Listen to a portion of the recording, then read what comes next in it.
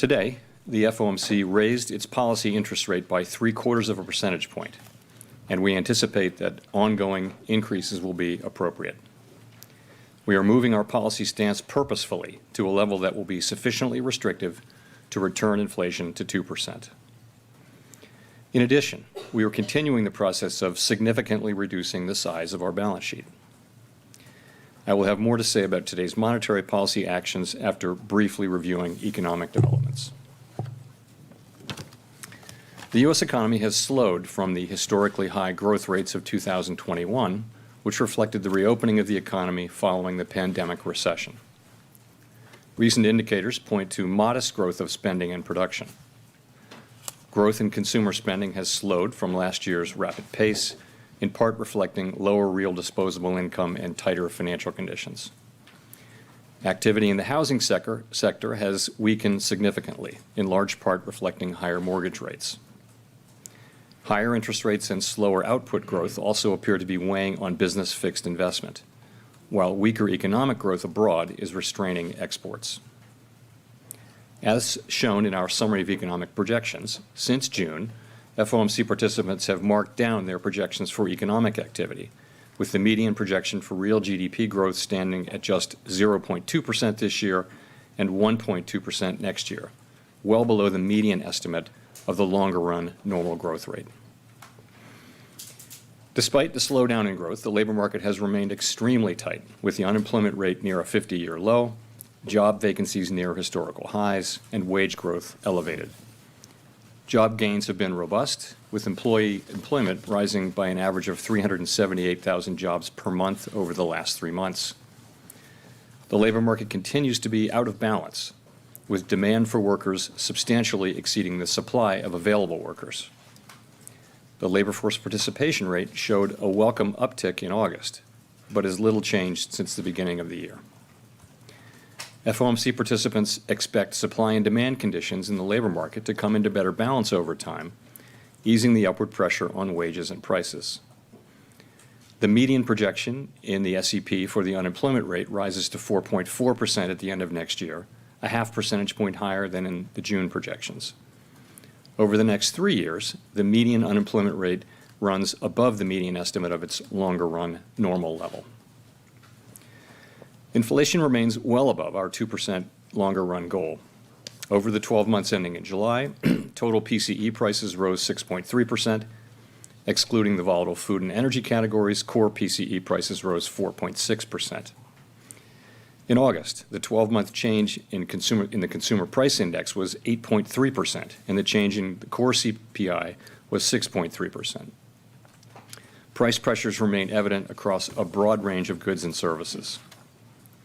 Although gasoline prices have turned down in recent months, they remain well above year-earlier levels, in part reflecting Russia's war against Ukraine, which has boosted prices for energy and food and has created additional upward pressure on inflation.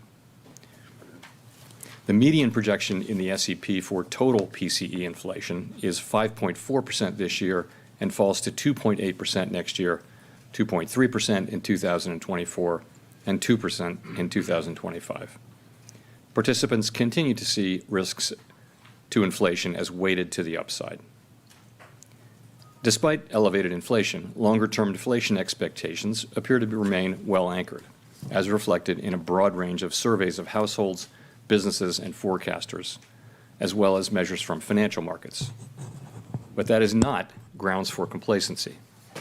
The longer the current bout of high inflation continues, the greater the chance that expectations of higher inflation will become entrenched. The Fed's monetary policy actions are guided by our mandate to promote maximum employment and stable prices for the American people. My colleagues and I are acutely aware that high inflation imposes significant hardship as it erodes purchasing power, especially for those least able to meet the higher costs of essentials like food, housing, and transportation. We are highly attentive to the risks that high inflation poses to both sides of our mandate, and we are strongly committed to returning inflation to our 2% objective. At today's meeting, the committee raised the target range for the federal funds rate by 0.75 percentage point, bringing the target range to 3 to 3.25%. And we are continuing the process of significantly reducing the size of our balance sheet, which plays an important role in firming the stance of monetary policy. Over coming months, we will be looking for compelling evidence that inflation is moving down, consistent with inflation returning to 2%. We anticipate that ongoing increases in the target range for the federal funds rate will be appropriate. The pace of those increases will continue to depend on the incoming data and the evolving outlook for the economy. With today's action, we have raised interest rates by 3 percentage points this year. At some point, as the stance of monetary policy tightens further, it will become appropriate to slow the pace of increases while we assess how our cumulative policy adjustments are affecting the economy and inflation. We will continue to make our decisions meeting by meeting and communicate our thinking as clearly as possible. Restoring price stability will likely require maintaining a restrictive policy stance for some time. The historical record cautions strongly against prematurely loosening policy. As shown in the SEP, the median projection for the appropriate level of the federal funds rate is 4.4% at the end of this year, 1 percentage point higher than projected in June. The median projection rises to 4.6% at the end of next year and declines to 2.9% by the end of 2025, still above the median estimate of its longer-run value. Of course, these projections do not represent a committee decision or plan, and no one knows with any certainty where the economy will be a year or more from now. We are taking forceful and rapid steps to moderate demand so that it comes into better alignment with supply. Our overarching focus is using our tools to bring inflation back down to our 2% goal and to keep longer-term inflation expectations well anchored. Reducing inflation is likely to require a sustained period of below-trend growth, and there will very likely be some softening of labor market conditions. Restoring price stability is essential to set the stage for achieving maximum employment and stable prices over the longer run. We will keep at it until we're confident the job is done. To conclude, we understand that our actions affect communities, families, and businesses across the country. Everything we do is in service to our public mission. We at the Fed will do everything we can to achieve our maximum employment and price stability goals. Thank you, and I look forward to your questions.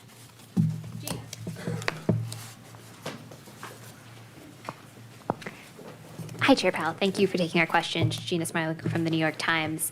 I wonder if you could give us a little detail around how you'll know when to slow down these rate increases and how you'll eventually know when to stop.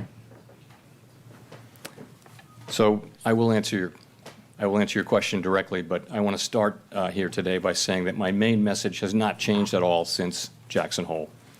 The FOMC is strongly resolved to bring inflation down to 2%. And we will keep at it until the job is done. So the way we're thinking about this is the overarching focus of the committee is getting inflation back down to 2%. To accomplish that, we think we'll need to do two things in particular: to achieve a period of growth below trend and also some softening in labor market conditions to foster a better balance between demand and supply in the labor market. So on the first, committee's forecasts and those of most outside forecasters do show growth running below its longer-run potential this year and next year. On the second, though, so far there's only modest evidence that the labor market is cooling off. Job openings are down a bit. As you know, quits are off their all-time highs. There's some signs that some wage measures may be flattening out but not moving up. Payroll gains have moderated, but not much. And in light of the high inflation we're seeing, we think we'll need to, and in light of what I just said, we think that we'll need to bring our funds rate to a restrictive level and to keep it there for some time. So what will we be looking at, I guess, is your question. So we'll be looking at a few things. First, we'll want to see growth continuing to run below trend. We'll want to see movements in the labor market showing a return to a better balance between supply and demand. And ultimately, we'll want to see clear evidence that inflation is moving back down to 2%. So that's what we'll be looking for. In terms of reducing rates, I think we'd want to be very confident that inflation is moving back down to 2% before we would consider that. Steve. Thank you, Mr. Chairman. Steve Leisman, CNBC. Can you talk about how you factor in the variable lags on inflation and the extent to which the outlook for rates should be seen as linear in the sense that you keep raising rates, or can you envision a time when there's a pause to kind of look at what has been wrought in the economy from the rate increases? Thank you. Sure. So, of course, monetary policy does famously work with long and variable lags. The way I think of it is our policy decisions affect financial conditions immediately. In fact, financial conditions have usually been affected well before we actually announce our decisions. Then changes in financial conditions begin to affect economic activity fairly quickly, within a few months. But it's likely to take some time to see the full effects of changing financial conditions on inflation. So we are very much mindful for that. And that's why I noted in my opening remarks that at some point, as the stance of policy tightens further, it will become appropriate to slow the pace of rate hikes while we assess how our cumulative policy adjustments are affecting the economy and inflation. So that's how we think about that. Your second question, sorry, was? Is there a point in time you could see pausing? Is it linear that you keep raising rates, or is there? Oh, I'm sorry. I should know better than to not talk with my microphone. I should know better than to answer your second question. Oh, there you go. Is it linear? Do you keep raising rates, or is there a pause that you could envision where you kind of figure out what has happened to the economy and give time to catch up in the real economy, the rate increase time to catch up in the real economy? Thank you.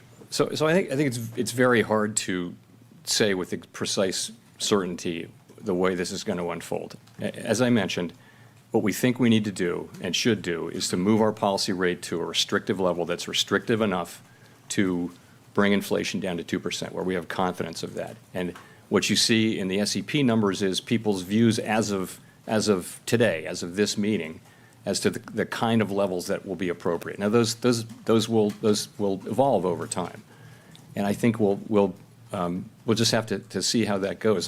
There is a possibility, certainly, that we would go to a certain level that we're confident in and stay there for a time. But we're not at that level. Clearly today, we've just moved, I think, probably into the very lowest level of what might be restrictive. And certainly in my view and in the view of the committee, there's a ways to go. Rachel. Hi, Chair Powell. Rachel Siegel from the Washington Post. Thank you for taking our questions. The projections show the unemployment rate rising to 4.4% next year. And historically, that kind of rise in the unemployment rate would typically bring a recession with it. Should we interpret that to mean no soft landing? And is that kind of rise necessary to get inflation down? Right. So you're right. In the SEP, there's what I would characterize as a relatively modest increase in the unemployment rate from a historical perspective, given the expected decline in inflation. Now, why is that? So really, that is what we generally expect, because we see the current situation as outside of historical experience in a number of ways, and I'll mention a couple of those. First, and you know these, but first, job openings are incredibly high relative to the number of people looking for work. It's plausible, I'll say, that job openings could come down significantly, and they need to, without as much of an increase in unemployment as has happened in earlier historical episodes. So that's one thing. In addition, in this cycle, longer run inflation expectations have generally been fairly well anchored. And as I've said, there's no basis for complacency there. But to the extent that continues to be the case, that should make it easier to restore price stability. And I guess the third thing I would point to that's different this time is that part of this inflation is caused by this series of supply shocks that we've had, beginning with the pandemic and really with the reopening of the economy, and more recently amplified and added to by Russia's invasion of Ukraine, have all contributed to the sharp increase in inflation. So these are the kinds of events that are not really seen in prior business cycles. And in principle, if those things start to get better, and we do see some evidence of the beginnings of that. It's not much more than that, but it's good to see that. For example, commodity prices look like they may have peaked for now. Supply chain disruptions are beginning to resolve. Those developments, if sustained, could help ease the pressures on inflation. So let me just say, how much these factors will turn out to really matter in this sequence of events, it remains to be seen. We have always understood that restoring price stability while achieving a relatively modest decline, or rather increase in unemployment and a soft landing would be very challenging. And we don't know. No one knows whether this process will lead to a recession, or if so, how significant that recession would be. That's going to depend on how quickly wage and price inflation pressures come down, whether expectations remain anchored, and whether, also, do we get more labor supply, which would help as well. In addition, the chances of a soft landing are likely to diminish to the extent that policy needs to be more restrictive or restrictive for longer. Nonetheless, we're committed to getting inflation back down to 2% because we think that a failure to restore price stability would mean far greater pain later on. Just to follow up on one small thing, are vacancies still at the top of your list in terms of understanding the labor market and how much room there is there? Yes, vacancies are still almost 2-to-1 ratio to unemployed people. That and quits are really very good ways to look at how tight the labor market is and how different it is from other cycles where generally the unemployment rate itself is the single best indicator. We think those things have for quite a time now really added value in terms of understanding where the labor market is. Nick.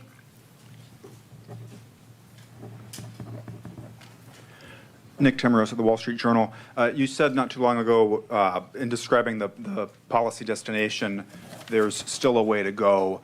But I imagine you have to have some idea about how you're thinking about your destination, whether it's a stopping point or a pausing point.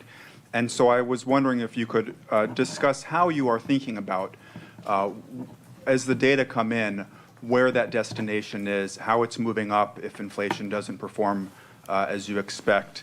Do you want to have a policy rate that's above the underlying inflation rate, for example? And do you have an estimate for where you think the underlying inflation rate might be in the economy right now? Well, so again, we believe that we need to raise our policy stance overall to a level that is restrictive. And by that I mean is meaningfully putting meaningful downward pressure on inflation. That's what we need to see in the stance of policy. We also know that there are long and variable lags, particularly as they relate to inflation. So it's a challenging assessment. So what do you look at? You look at broader financial conditions, as you know. You look at where rates are, real and nominal in some cases. You look at credit spreads. You look at financial conditions indexes. We also, I would think, and you see this this is something we talked about today in the meeting and talk about in all of our meetings, and you see this, I think, in the committee forecast. You want to be at a place where real rates are positive across the entire yield curve. And I think that would be the case if you look at the numbers that we're writing down and think about, you measure those against some sort of forward-looking assessment of inflation expectations. I think you would see, at that time, you'd see positive real rates across the yield curve, and that is also an important consideration. Howard. Hi, Howard Schneider with Reuters. Thanks for the opportunity. I just want to be clear on the steps. You say it's meeting by meeting, but it sure looks like we're going 75, 50, 25. Is 75 next month the baseline?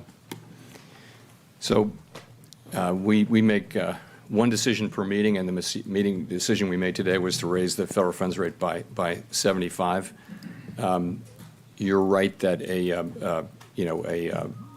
the median for the year end suggests another 125 basis points in rate increases.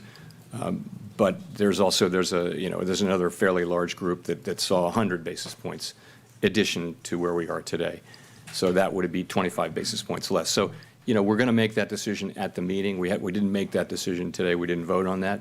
I would say that, we're committed to getting to a restrictive level of for the federal funds rate and getting there pretty quickly. And that's what we're thinking about.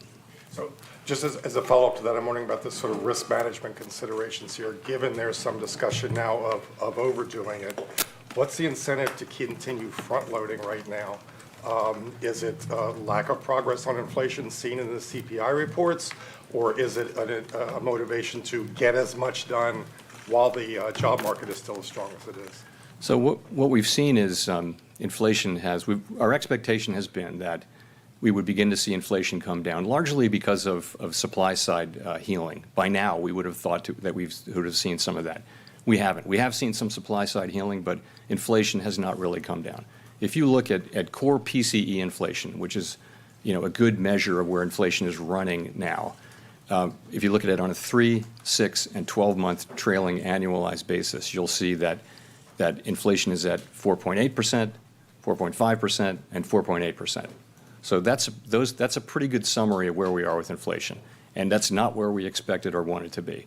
So what that tells us is that we need to continue, and we can keep doing these, and we did today do another large increase as we approach the level that we think we need to get to. And we're still discovering what that level is, but people are writing that down in their SEP where they think policy needs to be. So that's how we're thinking about it. Let's go to Colby. Thank you. Colby Smith with the Financial Times. Chair Powell, how should we interpret the fact that core inflation is still not forecast in the SEP to be back to target in 2025, and yet the dot plot projects cuts as early as 2024? And does that mean there's a level of inflation above the 2% target that the Fed is willing to tolerate?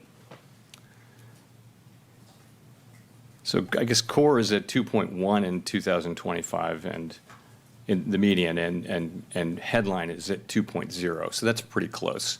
I mean, we write down our forecasts and we figure out what the median is and we publish it. So it's not. I mean, I would say that if the economy followed this path, this would be a pretty good outcome. But you're right; it is a tenth higher than 2%. Okay, just as a quick follow-up, I mean, if the concern is that underlying inflation is becoming more entrenched perhaps each month, then why forego the more aggressive 100 basis point increase today? And does that risk having to do more later on? Yeah, so we, as we said, at the last press conference and in between that one and this one, we said that we would make our decision based on the overall data coming in. So if you remember, we got a surprisingly low reading in July, and then a surprisingly high reading for August. So I think you never want to overreact too much to any one data point. So if you look at them together, and as I just mentioned, if you really look at this year's inflation, 3, 6, and 12-month trailing, you see inflation is running too high. It's running 4.5% or above. You don't need to know much more than that. If that's the one thing you know that this committee is committed to getting to a meaningfully restrictive stance of policy and staying there until we feel confident that inflation is coming down. That's how we think about it. Victoria. Hi, Victoria Guida with Politico. I wanted to ask about the balance sheet. You all have left open the possibility that you might sell mortgage-backed securities, but we've seen significant slowing in the housing market. Mortgage rates have gone up significantly, and I'm just wondering whether conditions there might affect your plans for how quickly you have the runoff on the MBS side. So what we said, as you know, was that we would consider that once balance sheet runoff is well underway. I would say it's not something we're considering right now, and not something I expect to be considering in the near term. It's just it's something I think we will turn to, but the time for turning to it has not come and is not close. Well, and will conditions in the housing market affect that decision? I think a number of things might affect that decision, but the main thing is we're not considering that decision, and I don't expect that we will anytime soon. Thank you. Neil. Thanks. Neil Irwin with Axios. A number of commentators have come to the view, and including over at the World Bank, that simultaneous global tightening around the world creates a risk of a global recession that's worse than is necessary to bring inflation down. How do you see that risk? How do you think of coordination with your fellow central bankers? And is there much risk of overdoing it on a global level? So we actually, my colleagues and I, a number of my FOMC colleagues and I just got back from one of our frequent trips to Basel, Switzerland, to meet with other senior central bank officials from around the world. We are in pretty regular contact, and we exchange. Of course, we all serve a domestic mandate, domestic objectives, in our case, the dual mandate, maximum employment and price stability. But we regularly discuss what we're seeing in terms of our own economy and international spillovers. And it's a very ongoing, constant kind of a process. So we are very aware of what's going on in other economies around the world and what that means for us and vice versa. The forecast that we put together, that our staff puts together and that we put together on our own, always take all of that, try to take all of that into account. I mean, I can't say that we do it perfectly, but it's not as if we don't think about, the policy decisions, monetary policy and otherwise, the economic developments that are taking place in major economies that can have an effect on the U.S. economy. That is very much baked into our own forecast and our own understanding of the U.S. economy as best we can. It won't be perfect. So, I don't see it's hard to talk about collaboration in a world where people have very different levels of interest rates. If you remember, there were coordinated cuts and raises and things like that at various times. But really, we're in very different situations. But I will tell you that our contact is more or less ongoing. And it's not coordination, but there's a lot of information sharing, and we all, I think, are informed by what other important economies that are important to the United States are doing. Craig. Craig Torres from Bloomberg. Chair Powell, you talked about some ways the higher interest rates are affecting the economy, but we've also seen a resilient labor market with durable consumption, strong corporate profits. And I'm wondering what your story is on the resilience of the economy. After all, you and your colleagues said, well, we started tightening in March when we were talking about interest rates in the future. And indeed, Treasury rates moved up. So we should have had a lot of tightening taking effect. Why is the economy, in your view, so resilient? And does it mean that we might need a possibly higher terminal rate? You're right, of course. The labor market in particular has been very strong. But there are the sectors of the economy that are most interest rate sensitive are certainly showing the effects of our tightening. And of course, the obvious example is housing, where you see declining activity and of all different kinds and housing price increases moving down. So we're having an effect on interest sensitive spending. I think through exchange rates, we're having an effect on exports and imports. I think so. All of that's happening, but you're right. And we've said this. This is a strong, robust economy. People have savings on their balance sheet from the period when they couldn't spend and where they were getting government transfers. There's still very significant savings out there, although not as much at the lower end of the income spectrum, but still some savings out there to support growth. The states are very flush with cash, so there's good reason to think that this will continue to be a reasonably strong economy. Now, the data sort of are showing that growth is going to be below trend this year. We think of trend as being about 1.8% or in that range. We're forecasting growth well below that, and most forecasters are. But you're right. There's certainly a possibility that growth can be stronger than that, and that's a good thing because that means the economy will be more resistant to to a significant downturn. But of course we are focused on the thing I started with, which is getting inflation back down to 2%. We can't fail to do that. If we were to fail to do that, that would be the thing that would be most painful for the people that we serve. So for now, that has to be our overarching focus. And you see that, I think, in the SEP, in the levels of rates that we'll be moving to reasonably quickly, assuming things turn out roughly in line with the SEP. So that's how we think about it. Mike, thank you. Thank you, Mr. Chairman. In a world of euphemisms that we live in here with below-trend growth and a modest increase in unemployment, I'm wondering if I could ask you a couple of direct questions for the American people. Do the odds now favor, given where you are and where you're going with interest rates, favor a recession?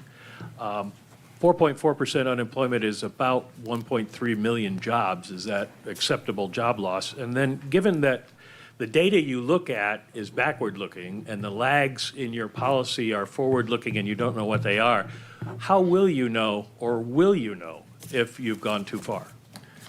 So I don't know what the odds are. I think that there's a very high likelihood that we'll have a period of what I've mentioned is below trend growth, by which I mean much lower growth, and we're seeing that now.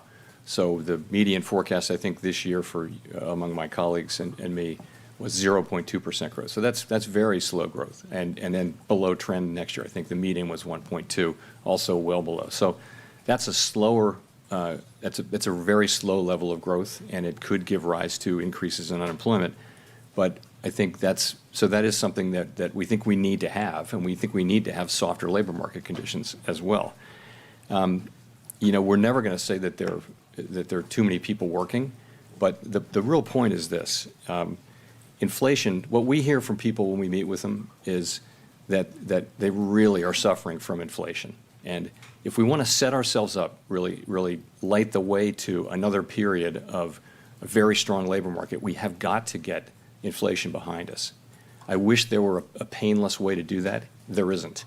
So what we need to do is get rates up to the point where we're putting meaningful downward pressure on inflation, and that's what we're doing. And we certainly don't hope. We certainly haven't given up the idea that we can have a relatively modest increase in unemployment. Nonetheless, we need to complete this task. But how will you know, or will you know, if you've gone too far? It's hard to hypothetically deal with that question. I mean, our really tight focus now continues to be ongoing rate increases to get the policy rate up where it needs to be. And as I said, you can look at this SEP as today's estimate of where we think those rates would be. Of course, they will evolve over time. Chris Rugaber. Thanks. Chris Rugaber, Associated Press. I wanted to follow up with what you just mentioned about the labor market. You've said several times that to have the labor market we want, we need price stability, and you've suggested maybe there isn't a trade-off in the long run. But in the short run, there is a lot of concern, as people have been expressing here, about higher unemployment as a result of these rate hikes, or as a result of the rate hikes. So can you explain, though, what about high inflation now threatens the job market? I mean, you seem to suggest that inflation, high inflation will eventually lead to a weaker job market. So can you spell that out a little more for the general public and how that would work? So for starters, people are seeing their wage increases, their wage increases eaten up by inflation. So if your family is one where you spend most of your paycheck, every paycheck cycle, on gas, food, transportation, clothing, basics of life, and prices go up the way they've been going up, you're in trouble right away. You don't have a cushion, and this is very painful for people at the lower end of the income and wealth spectrum. So that's what we're hearing from people is, it very much that inflation is really hurting. So how do we get rid of inflation? And as I mentioned, it would be nice if there were, a way to just wish it away, but there isn't. We have to get supply and demand back into alignment, and the way we do that is by slowing the economy. Hopefully, we do that by slowing the economy, and we see some softening in labor market conditions, and we see a big contribution from supply side, improvements and things like that. But none of that is guaranteed. In any case, our job is to deliver price stability, and I think you can think of price stability as an asset that just delivers large benefits to society over a long period of time. We really saw that for a long time. The United States had 2% inflation, didn't move around much, and that was enormously beneficial to the public that we serve. And we have to get back to that and keep it for another long period of time. To pull back from the task of doing that is you're just postponing. The record shows that if you postpone that, the delay is only likely to lead to more pain. So I think we're moving to do what we need to do and do our jobs, and that's what you see us doing. Thank you for taking the question, Mr. Chairman. Edward Lawrence for Fox Business. So you had said that Americans and businesses need to feel some economic pain as we go forward. How long from here should Americans be prepared for that economic pain? How long? I mean, it really depends on how long it takes for wages and more than that, prices to come down, for inflation to come down. And what you see in our projections today is that inflation moves down significantly over the course of next year, and then more the next year after that. And I think once you're on that path, that's a good thing, and things will start to feel better to people. They'll feel lower inflation. They'll feel that the economy's improving, and also if our projections are close to right, you will see that that the costs in unemployment they're meaningful, and they're certainly very meaningful to the people who lose their jobs, and we talk about that in our meetings quite a lot. But at the same time, we'd be setting the economy up for another long period.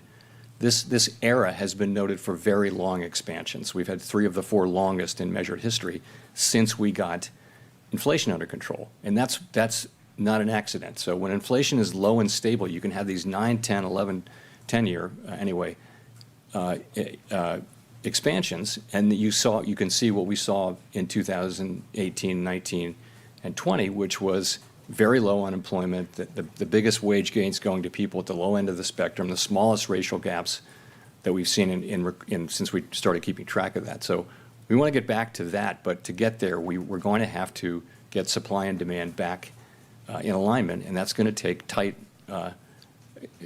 monetary policy for a period of time. As a follow-up, what is that economic pain in your mind? Is it job losses? Is it higher interest rates on credit cards? What is that economic pain? So it's all of those things. Higher interest rates, slower growth, and a softening labor market are all painful for the public that we serve. But they're not as painful as failing to restore price stability and then having to come back and do it, down the road again, and doing it at a time when actually now people have really come to expect high inflation. If the concept of high inflation becomes entrenched in people's economic thinking about their decisions, then sort of getting back to price stability, the cost of getting back to price stability just rises. And so we want to avoid that. We want to act aggressively now and get this job done and keep at it until it's done. Nicole from CNN. Thank you, Chairman Powell. Nicole Goodkind, CNN Business. Existing home sales have fallen for 7 months straight. Mortgage rates are at their highest level since 2008. Yet mortgage demand increased this week, and housing prices are still elevated. Now, at the end of your June press conference, you mentioned plans to reset the housing market. I was wondering if you could elaborate on what you mean when you say reset, and what you think it will take to actually get there. So when I say reset, I'm not looking at a particular specific, set of data or anything. What I'm really saying is that we've had a time of a red hot housing market all over the country, where, famously houses were selling to the first buyer at 10% above the ask before even seeing the house, that kind of thing. So there was a big imbalance between supply and demand. Housing prices were going up at an unsustainably fast level. So the deceleration in housing prices that we're seeing should help bring sort of prices more closely in line with rents and other housing market fundamentals. And that's a good thing. For the longer term, what we need is supply and demand to get better aligned so that housing prices go up at a reasonable level, at a reasonable pace, and that people can afford houses again. And I think we probably in the housing market have to go through a correction to get back to that place. There are also longer run issues though with the housing market, as you know, where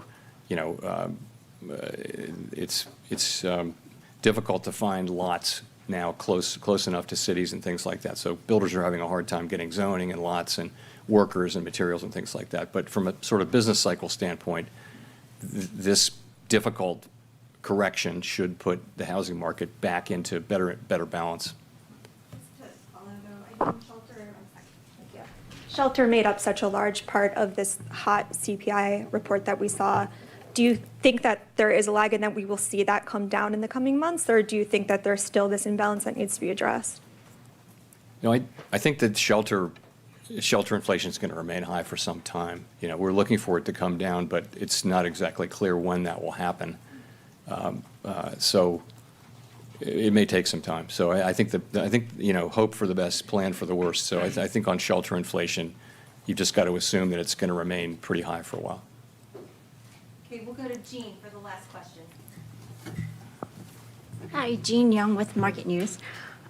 You've talked about the need to get real rates into positive territory, and you said earlier that policy is just moving into that territory now. So I'm curious, how restrictive is rates at 4.6% expected? Is that expected to be next year? How restrictive?